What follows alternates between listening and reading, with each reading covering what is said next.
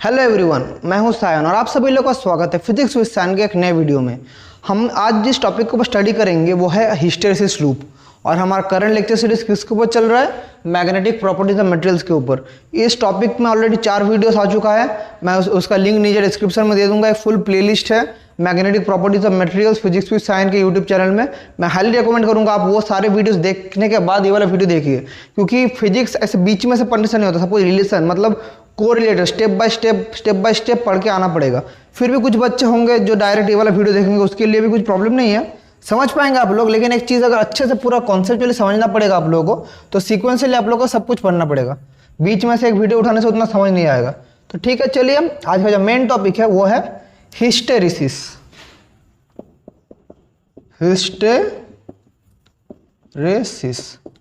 अब हिस्टैरिसीस क्या चीज़ है सर? हिस्टैरिसीस बहुत ही इंटरेस्टिंग फेनोमेना है, वेरी इंटरेस्टिंग फेनोमेना। और मेरा जो लास्ट लेक्चर था पैरामैग्नेटिक, फेरोमैग्नेटिक, डायमैग्नेटिक मटेरियल्स के ऊपर, वहाँ पर हमने कुछ प्रॉपर्टीज पढ़ा था। तो हिस्टैरिसीस जो प्रॉपर्टी है वो only shown in ferromagnetic materials. ये सिर्फ फेरोमैग्नेटिक मटेरियल्स में ही शो होता है। इसका आंसर भी है क्यों शो होता है। इसका जो आंसर है मैं लिख दे रहा हूँ, the magnetic properties of ferromagnetic material. जो लिख रहा हूं आप भी कॉपी में लिख लीजिए, क्योंकि बहुत इंपॉर्टेंट फेनोमेना है। Of ferromagnetic material does not depend only on the intensity of magnetization या on the magnetic intensity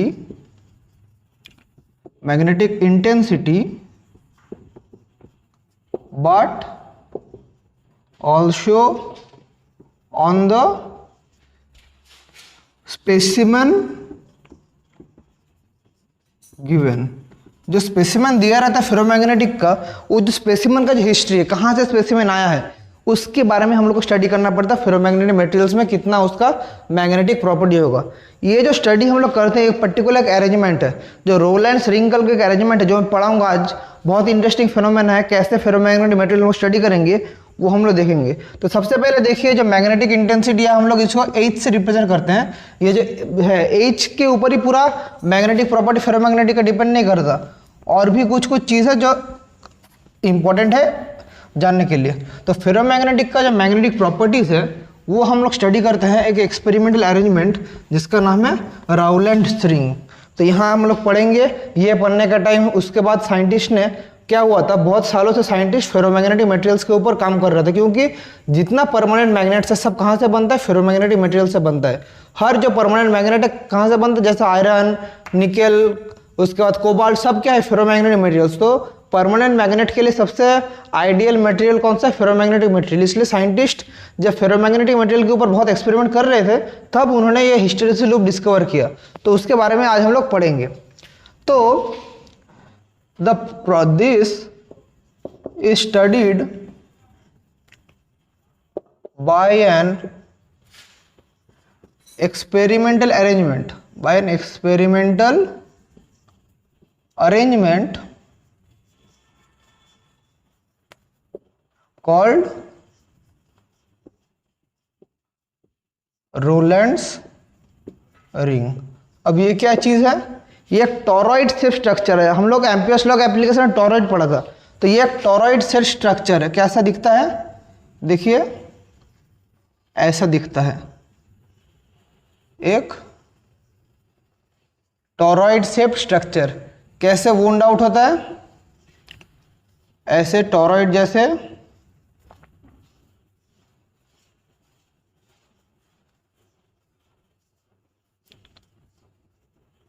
एक टॉरॉइड से स्ट्रक्चर। इसमें क्या हम लोग करते हैं? करंट पास करते हैं, पॉजिटिव नेगेटिव। और यहाँ पर हम एक गैल्वेनोमीटर कनेक्ट करके रखते हैं। इसी का नाम है रोलेंट्स रिंग। और फेरोमैग्नेटिक मटेरियल का जो हम स्टडी करेंगे आज, कहाँ से स्टडी करेंगे?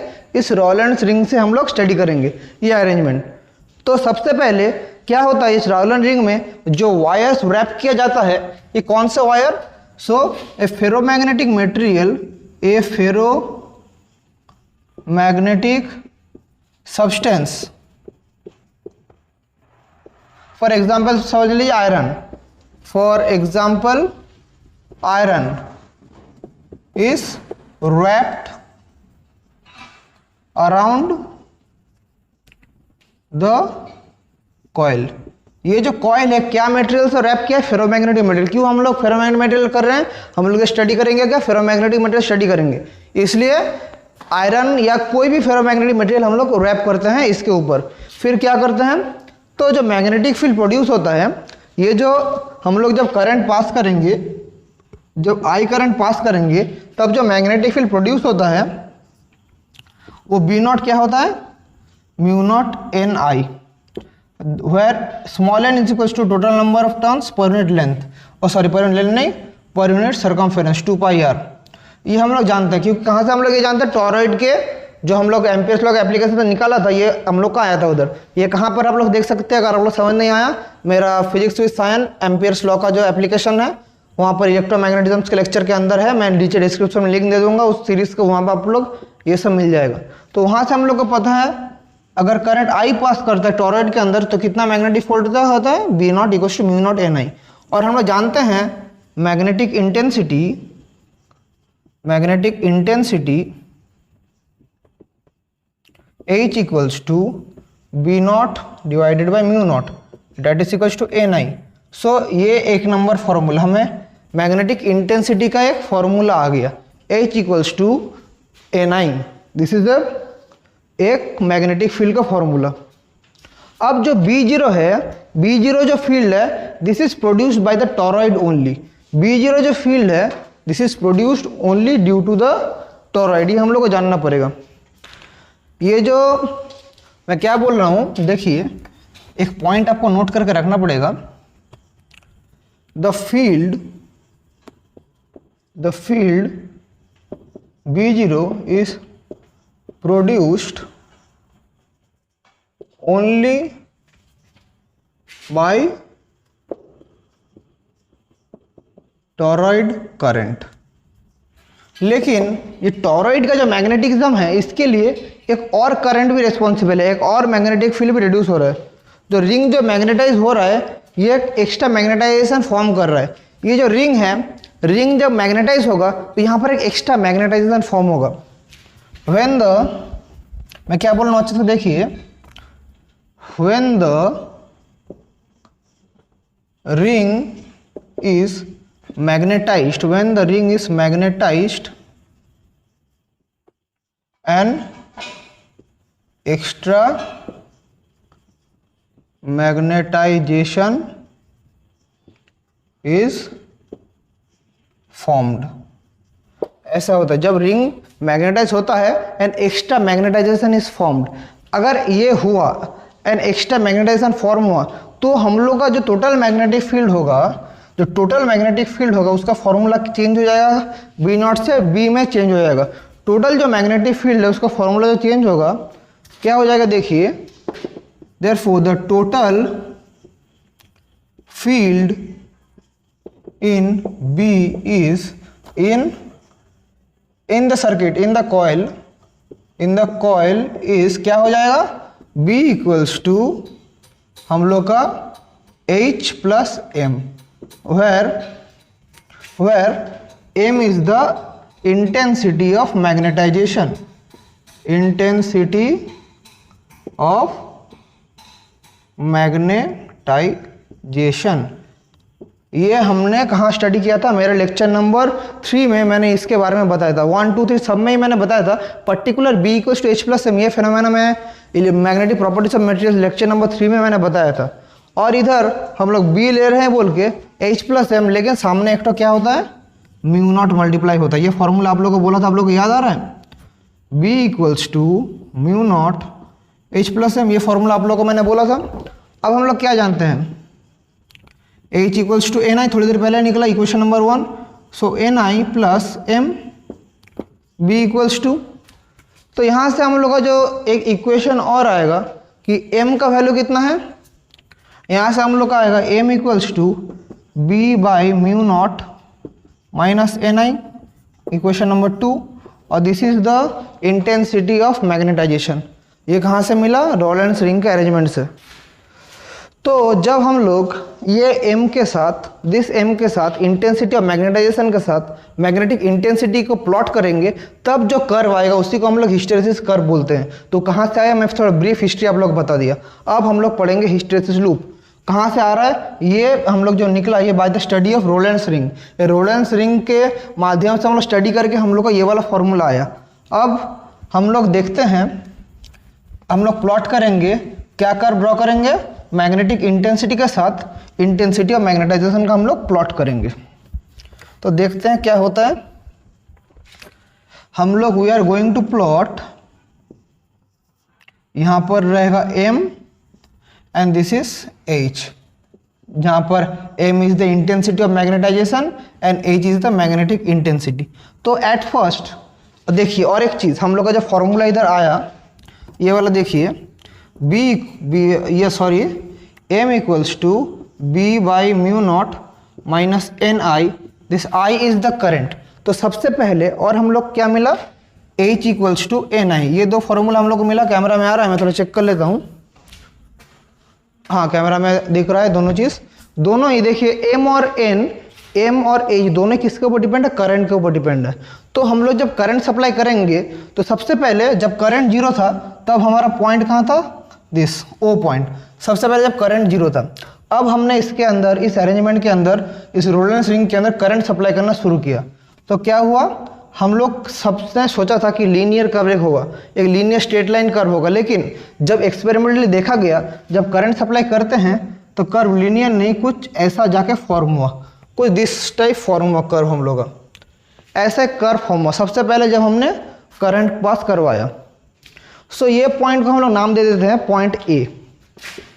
और क्या हुआ देखिए, जब करंट फर्स्ट टाइम जो करंट बढ़ा रहा था, आस्ते आस्ते आस्ते आस्ते बढ़ रहा था, लेकिन एक पॉइंट ई में जाकर स्टॉप हो गया।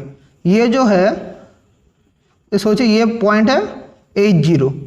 तो ये जो H इस तरफ है तो ये वैल्यू है H0 में जाके सैचुरेटेड हो गया, खत्म हो गया, मतलब और नहीं बढ़ पा रहा। और करंट मतलब अब बढ़ाते जा रहे, लेकिन एक पॉइंट इधर आके करंट मेरा स्टॉप हो गया। मतलब मेरे जो मैग्नेटाइजेशन है, जो मैग्नेटिक इंटेंसिटी H है, यहाँ पर उसका मैक्सिमम वैल्यू है और आगे नहीं जा पाएगा। मतलब जितना भी आप करंट सप्लाई कर रहे हैं और आगे नहीं जा पाएगा। तो this is the final point. अभी क्या हुआ, तो साइंटिस्ट देखो यहाँ से ये आ गया। तो अब देखते हैं करंट जीरो करने से तो यहाँ से यहाँ बैक हो जाएगा, साइंटिस्ट नहीं सोचा था। मैं फिर से बोल रहा हूँ, सबसे पहले करंट सप्लाई हुआ अरेंजमेंट में, तो ओ से कर्व कहाँ गया? ऐसे, मतलब रोलेंस रिंग में ऐसा शो हुआ। अब साइंटिस्ट ने देखा हम लोग करंट जीरो करेंगे, करंट जीरो करने से क्या होगा? ए से वापस ओ में आएगा। लेकिन जब एक्सपेरिमेंटली देखा गया ऐसा नहीं हुआ। क्या हुआ? हम लोग का कर्व ऐसे आ गया, ऐसे आ गया, पॉइंट सी, ए से सी की तरफ आ गया। यहाँ पर क्या हुआ, हम लोग का H0 था, लेकिन m नॉट इक्वल्स टू 0। मतलब ये सी पॉइंट में, पॉइंट सी में जब मेरा ग्राफ आया, वहाँ पर मेरा मैग्नेटाइजेशन जीरो हो गया, लेकिन इंटेंसिटी ऑफ मैग्नेटाइजेशन जीरो नहीं हुआ। इसी चीज़ का नाम है रिटेंटिविटी। बहुत इंपॉर्टेंट चीज़ है, अच्छे से सुनिए। रिटेंटिविटी,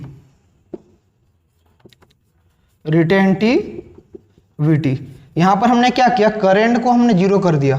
करंट जब जीरो किया तो हम लोग का क्या हुआ? ये ड्राइंग में थोड़ा अच्छा से बनाता हूँ, दिखने में अच्छा लगेगा। देखिए एक मिनट, मैं ड्राइंग थोड़ा अच्छा से,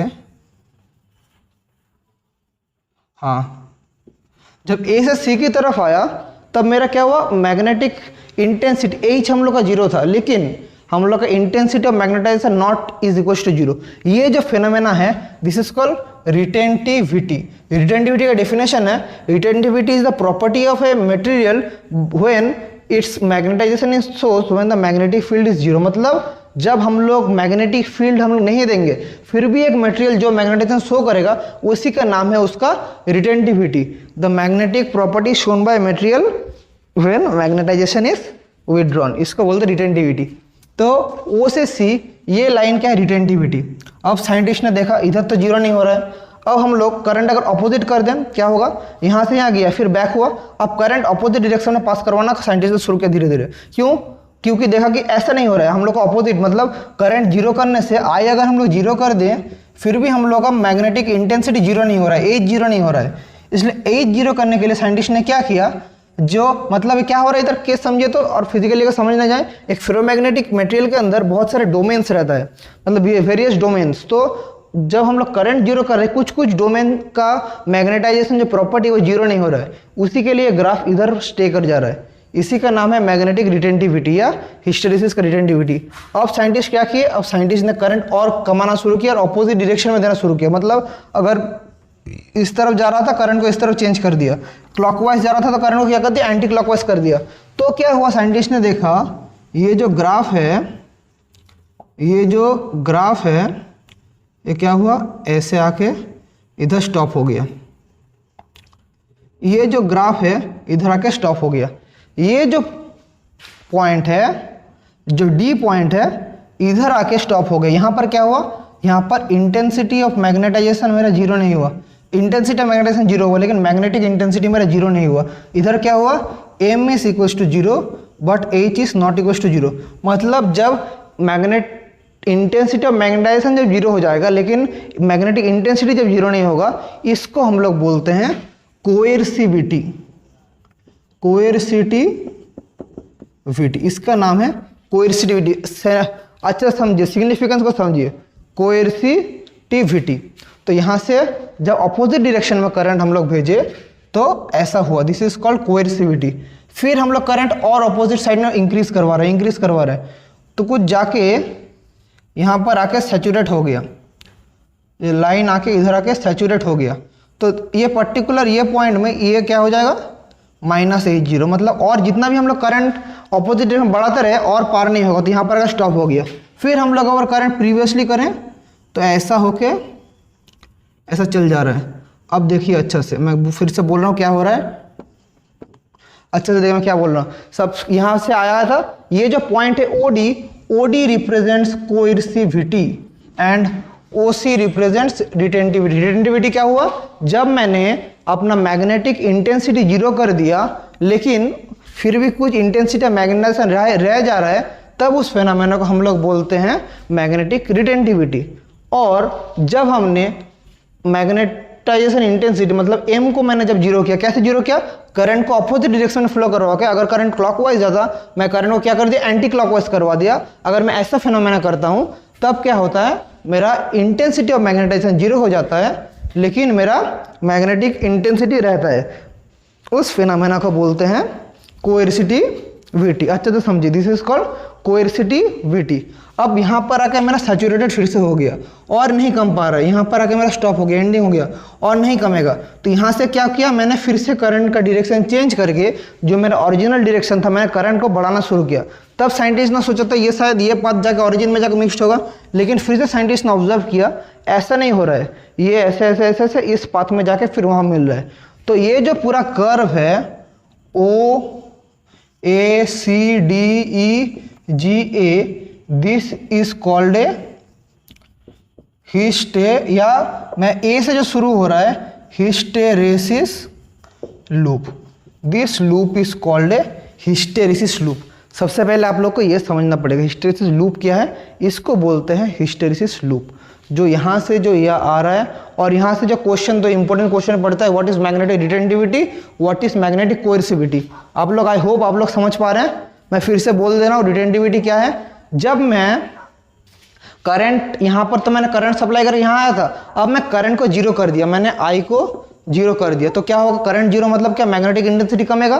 तो कमते कमते कमते कमते यहाँ आकर स्टॉप हो गया, पॉइंट सी में आकर स्टॉप हो गया। तो यहाँ पर हम लोग क्या देखते हैं, मेरा इंटेंसिटी ऑफ मैग्नेटाइजेशन यहाँ पर नॉन जीरो है, मैग्नेटिक इंटेंसिटी जीरो है, लेकिन intensity of magnetisation am not zero है। तो this phenomena is called retentivity. अब हम लोग चाह रहे हैं कि हम लोग करंट जीरो में, अगर ये जीरो नहीं हुआ, एच जीरो नहीं हुआ, करंट हम लोग अभी डायरेक्शन चेंज करके फिर से करंट बढ़ाएंगे। तो अगर पॉजिटिव था करंट, मतलब राइट साइड में जा रहा था लेफ्ट साइड, अगर क्लॉकवाइज जा रहा था करंट का डायरेक्शन मैंने एंटी क्लॉकवाइज कर दिया, तो ये कमता जाएगा, फिर इस पॉइंट में आकर स्टॉप करेगा। यहाँ पर हम लोग क्या देखते हैं, इंटेंसिटी ऑफ मैग्नेटाइजेशन जीरो हो जा रहा है, लेकिन मैग्नेटिक इंटेंसिटी जीरो नहीं हो रहा है। This phenomena is called कोएर्सिटिविटी।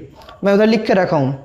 तो फिर से यहाँ पे आएगा, फिर से मैं करंट को ऑपोजिट डायरेक्शन बढ़ाता हूँ, एक पॉइंट में जाके इधर जाकर सैचुरेटेड हो जाएगा और नहीं कमेगा magnetic intensity, that is minus H zero. फिर यहाँ से मैं इसको बढ़ाता हूँ, मतलब करंट सप्लाई बढ़ाता हूँ। कौन सा डायरेक्शन में? जो मेरा ये डायरेक्शन था, जो करंट बढ़ रहा था, ऑपोजिट डायरेक्शन में पहला का जो प्रीवियस डायरेक्शन था वहाँ पर उन्होंने करंट बढ़ाया, फिर जाते जाते जाते इधर का स्टॉप कर गया। ये पूरा फिनोमेना का नाम है हिस्टेरिसिस लूप। ये पूरा फिनोमेना का नाम है हिस्टेरिसिस लूप। अब हिस्टेरिसिस वर्ड का जो मतलब है, हिस्टेरिसिस वर्ड का जो मतलब है that is to lag behind. ये हिस्टेरिसिस फिनोमेना है। ये ड्राइंग थोड़ा अच्छा से मैं ड्राइंग करूँ कैसा लगता है हिस्टेरिसिस, मैं ग्राफ थोड़ा अच्छा से बना दे रहा हूँ, देखिए।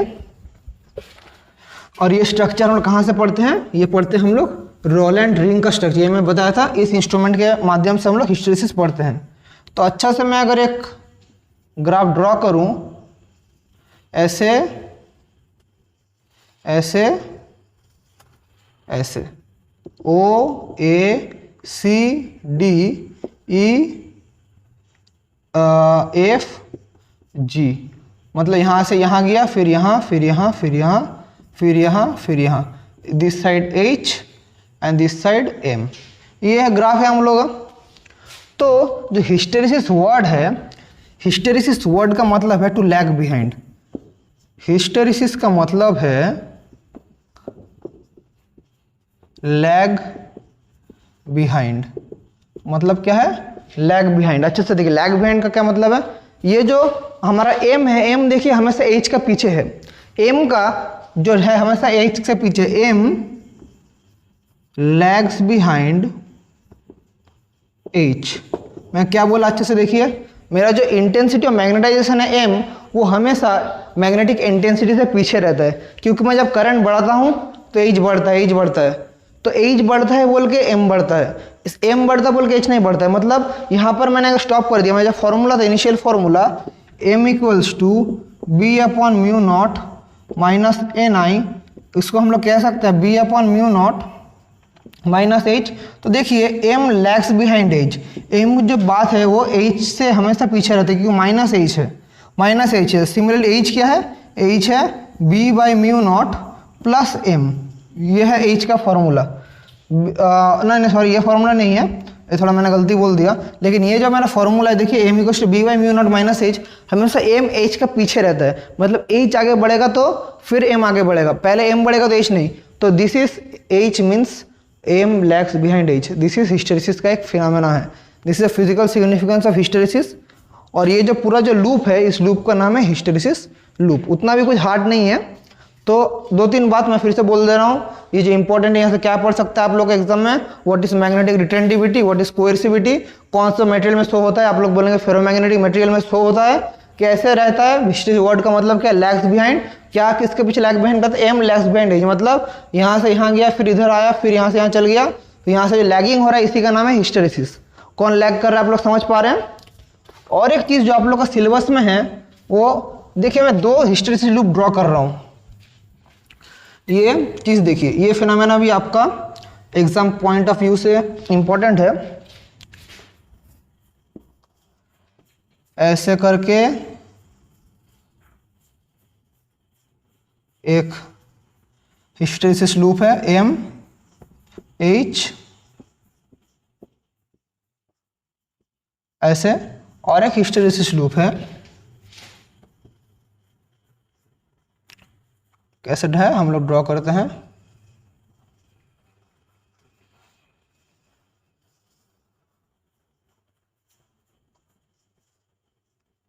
ऐसे। This is M, this is H. एक देखिए बहुत बड़ा है, एक का बहुत पतला है। ये हिस्टेरिसिस दोनों में क्या है? This is for soft ferromagnetic material. तो ये क्या है? For soft ferromagnetic materials.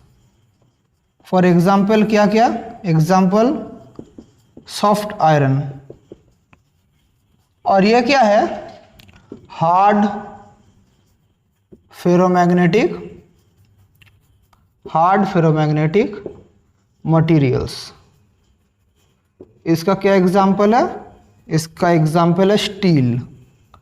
तो ये दोनों मैंने जो किया हिस्टेरिसिस लूप, इसमें क्या देखिए, एक का एरिया ज़्यादा है, एक का एरिया कम है।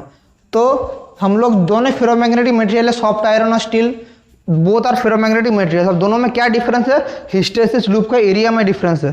जो सॉफ्ट फेरोमैग्नेटिक मटेरियल है उसका देखिए हिस्टेरेसिस लूप का एरिया बहुत ही कम है, लेकिन जो बड़ा हम लोग का जो हार्ड फेरोमैग्नेटिक मटेरियल है उसका एरिया बहुत ज़्यादा है।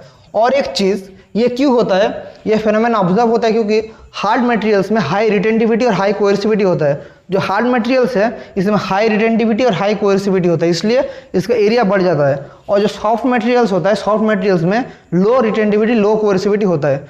तो इसका जो हम लोग का प्रैक्टिकल लाइफ में एप्लीकेशन है, जो परमानेंट मैग्नेट बनाने में हम लोग यूज़ करते हैं, वो हम लोग यूज़ करते हैं ये चीज़, परमानेंट मैग्नेट्स। क्या यूज़ करते हैं, ये हार्ड फेरोमैग्नेटिक मटेरियल से हम लोग परमानेंट मैग्नेट यूज़ करते हैं। और एक फॉर्मूला है, जो एरिया ऑफ द लूप है या area of the hysteresis curve, area of hysteresis curve is directly proportional to energy wasted by material. एक मटेरियल कितना एनर्जी वेस्ट करेगा वो किसके साथ प्रोपोर्शनल है, एक BH लूप का कितना एरिया है उसका। अगर BH लूप का एरिया बहुत ज़्यादा है तो वो मटेरियल उतना ज़्यादा एनर्जी लॉस करेगा। तो कुछ कुछ इंस्ट्रूमेंट है जैसा ट्रांसफॉर्मर, उसके बाद जनरेटर, वहाँ पर क्या होता है, वहाँ पर हम लोग का फेरोमैग्नेटिक मटेरियल्स का ज़रूरत पड़ता है ये चीज़ों को काम में रखने के लिए, जैसे ट्रांसफॉर्मर, जनरेटर। लेकिन वहाँ पर एनर्जी बहुत बड़ा फैक्टर है, एनर्जी लॉस होने से बहुत मुश्किल हो जाता है। तो उसीलिए जो एनर्जी लॉस एकदम मिनिमम हो, उसीलिए हम लोग उधर यूज़ करते हैं सॉफ्ट फेरोमैग्नेटिक मटेरियल्स। ये किसका रियल लाइफ एप्लीकेशन है, हिस्टेरेसिस का। हिस्टेरेसिस कर्व से हमें पता चलता है कि जो सॉफ्ट आयरन या सॉफ्ट मटेरियल्स है वहाँ उसका हिस्टेरेसिस मतलब हिस्टेरेसिस की वजह से लॉस होता है, जो energy loss due to hysteresis वो बहुत कम होता है। इसलिए हम लोग ट्रांसफार्मर, जनरेटर, ऐसे कुछ भी डायनामो में क्या यूज़ करते हैं, सॉफ्ट फेरोमैग्नेटिक मटेरियल्स। लेकिन एक परमानेंट मैग्नेट में हम लोग को चाहिए जिसमें हाई रिटेंटिविटी है, जिसका ज़्यादा एनर्जी स्टोर कर सकता है। परमानेंट मैग्नेट बहुत ज़्यादा रिटेंटिविटी, बहुत ज़्यादा कोएर्सिविटी। रिटेंटिविटी मतलब क्या, जब मैग्नेटिक इंटेंसिटी एकदम जीरो कर देने के बाद भी उसमें फिर भी मैग्नेटिक प्रॉपर्टी शो करेगा, इंटेंसिटी मैग्नेट फिर भी शो करेगा, तो वो परमानेंट मैग्नेट के लिए एकदम आइडियल है। तो इसीलिए permanent magnets are made of hard ferromagnetic materials और transformer and generators are made from soft ferromagnetic materials. ये कुछ कुछ बेसिक और कुछ कुछ एग्जाम पॉइंट ऑफ व्यू से आप लोग का इंपॉर्टेंट चीज़ था जो मैंने बता दिया। अगर आप लोग को फिर भी समझ नहीं आया, आप लोग कमेंट्स कीजिएगा, मैं फिर से इसके ऊपर वीडियो लाऊंगा। तब तक के लिए पढ़ाई करते रहिए। मैं इसके ऊपर और भी नया नया टॉपिक के ऊपर वीडियो लाऊंगा। मैग्नेटिक प्रॉपर्टीज़ के ऊपर और भी वीडियोस आएगा। इसके बाद मैग्नेटिक स्क्रीनिंग भी मैं आप लोग को समझाऊंगा। मेरा जो नेक्स्ट वीडियो रहेगा that will be on magnetic screening. और अगर वीडियो अच्छा लगे तो लाइक, शेयर, सब्सक्राइब कर दीजिएगा और पढ़ाई करते रहिए। और थैंक यू।